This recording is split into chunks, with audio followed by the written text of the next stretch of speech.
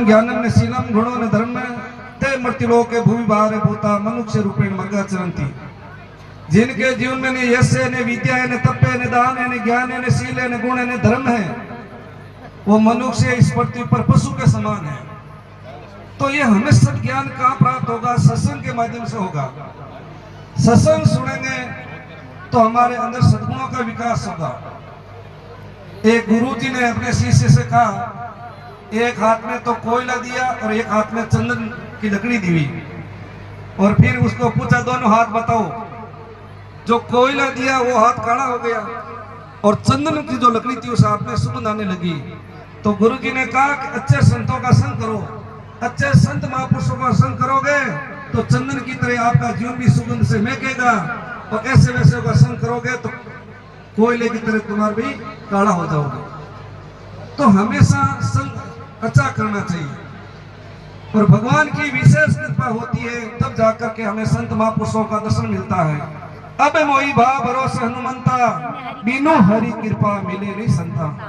भगवान की विशेष अनुकंपा होती है तब जाकर के हमें सत्संग और संत महापुरुषों का दर्शन होता है। एक बार नारद जी ने पूछा, प्रभु आप कहाँ रहते हो?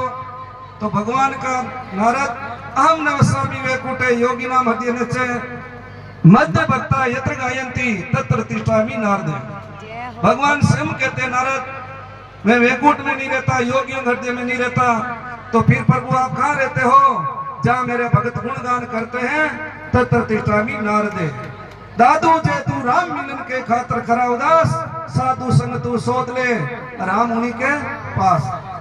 तो कहने का मेरा भाव यह है कि अच्छा संग करो, तो संग करोगे तो संग का रंग। भारत में कहावत है कि जेड़ो पीवे पानी बेड़ी बोले पानी, जेड़ो खावे अन्न बेड़ो हुए मन, और जेड़ो करे संग बेड़ो चढ़े रंग।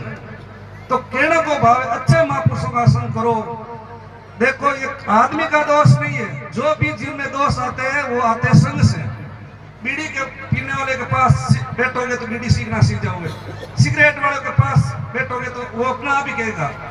तो ऐसे ही सत्संग सुनोगे तो अपने आप ही सद्गुणों का विकास होगा, जीवन का विकास होगा। तो मैं ज्यादा समय नहीं लेते हुए बहुत बहुत साधुवाद इस ग्राम के सरपंच साहब को, और साथ साथ में जो सभी कार्यकर्ता ने मिलकर के इतनी लंबी शोभा यात्रा निकाली, और साथ साथ में सभी माताओं बहनों बच्चों से लेकर के वयोवर्तक सबका इतना भाव। जल अभिषेक होने लगा लेकिन फिर एक भी कम नहीं हुआ। दरिया इंद्र पधारिया कर धरती सुहेत, सब जीवा आनंद भयो सांड धर्म करे।